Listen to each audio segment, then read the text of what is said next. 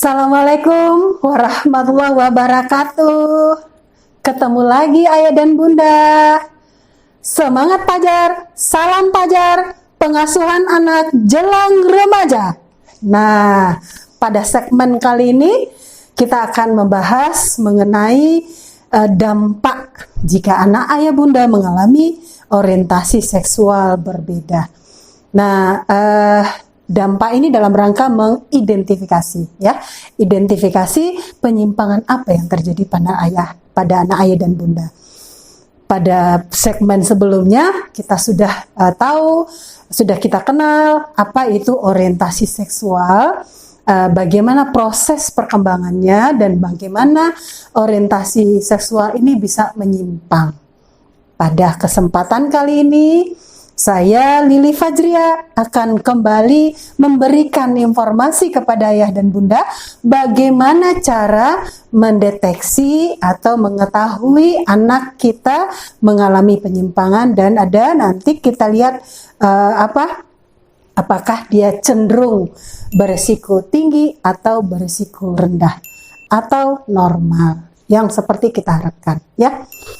Baik, sebelum kita mendeteksi, kita lihat dulu dampak. Nah, jadi perilaku seksual menyimpang atau LGBT, dampaknya nanti itu kapan? Setelah dia remaja atau dewasa awal. Kemarin kita ada bahas pembelokannya terjadi pada usia remaja. Ada fase-fasenya, dan usia jelang remaja adalah usia atau fase akhir di mana tugas ayah bunda sangat dipentingkan atau sangat dibutuhkan. Baik, dampak yang pertama adalah psikologis, ya. Dampak psikologis, apa yang dialami oleh anak ayah bunda jika diketahui oleh orang lain atau masyarakat umum memiliki orientasi seksual yang menyimpang. Penilaian negatif akan dia terima, ya. Kemudian dia tidak menginginkan tubuhnya, dia menilai negatif terhadap tubuhnya sendiri. Dia tidak suka dengan tubuhnya. Kemudian akibatnya apa? Muncullah gejala-gejala kecemasan. Dia cemas, kenapa saya laki-laki tapi kok saya terjebak? Ya, saya menginginkan perempuan, dan begitu sebaliknya. Akhirnya apa yang terjadi lama-lama? Terjadi dampak bisa mengalami gangguan jiwa atau yang kita kenal dengan depresi. Kalau dia mengalami hal ini, tentu kita sedih, ya, melihat anak kita, anak ayah dan bunda mengalami gangguan jiwa. Nah, awalnya saat dia merasa cemas, tentu dalam pergaulan secara psikologis dia akan tidak percaya diri, dan sangat kita sayangkan sekali kalau anak yang mengalami kepercayaan diri yang menurun atau menurunnya kepercayaan diri, bagaimana dia nanti menggapai cita-citanya. Itu dampak yang pertama, dampak psikologis, ya. Kemudian dampak yang kedua adalah dampak sosial.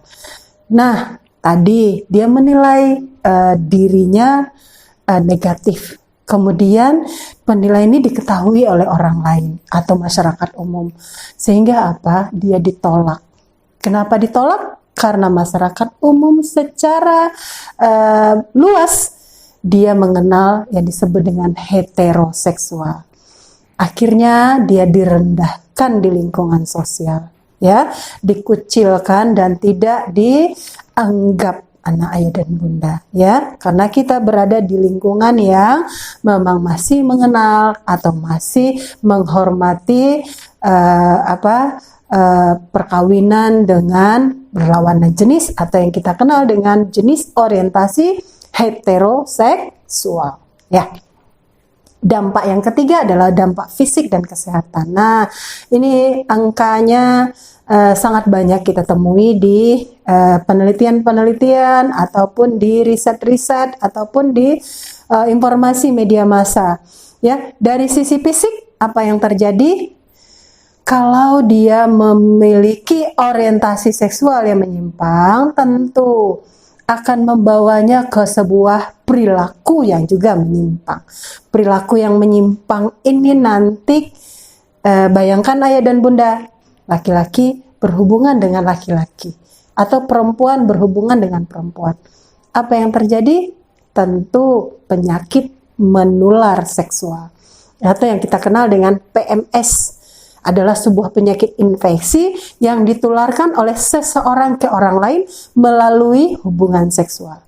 Penyebab utamanya ya karena memang tidak begitu, ya, tidak seperti itu. Nah, penyebabnya ada infeksi, jamur, atau dan lain sebagainya, ya. Kemudian apalagi penyakit lain yang juga menyebabkan dampak fisik dan kesehatan adalah HIV/AIDS, ya, Human Immunodeficiency Virus, atau yang kita kenal juga dengan AIDS atau Acquired Immunodeficiency Syndrome. Ini sebuah penyakit yang akhir-akhir ini juga menanjak, ya, dan sumbangsih yang paling tinggi itu adalah di kalangan yang menderita homoseksual. Nah, ini angkanya memberikan kontribusi yang besar, ya. Penyakit ini belum ada obatnya. Penyakit ini menyerang imunodefisiensi atau kekebalan tubuh seseorang, ya. Penyakit yang sangat berbahaya. 3 dampak. Nah, 3 dampak tentu itu sudah luar biasa, ya. Harapan, kebanggaan, atau keinginan orang tua untuk anaknya menjadi hebat atau anaknya menggapai cita-cita yang tinggi, ini akan sulit didapatkan, ya. Tentu setelah kita ketahui dampaknya, kita tidak ingin hal ini terjadi. Kita harus waspadai. Makanya saya ajak selalu ayah bunda yang masih memiliki anak jelang remaja untuk selalu melakukan pengawasan dan pengasuhan.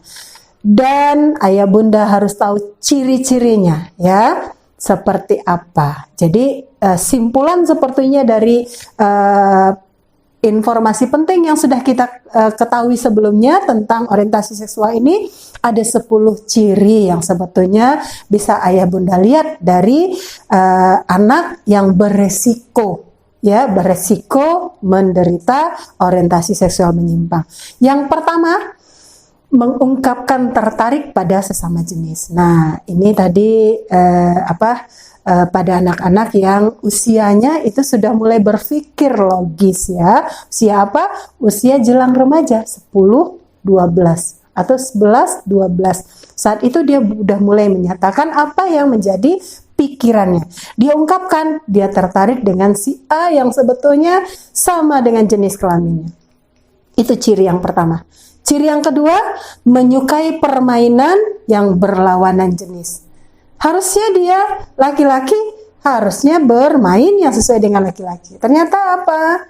Nah, dia suka masak-masakan. Seperti yang kemarin juga kita bahas, ya.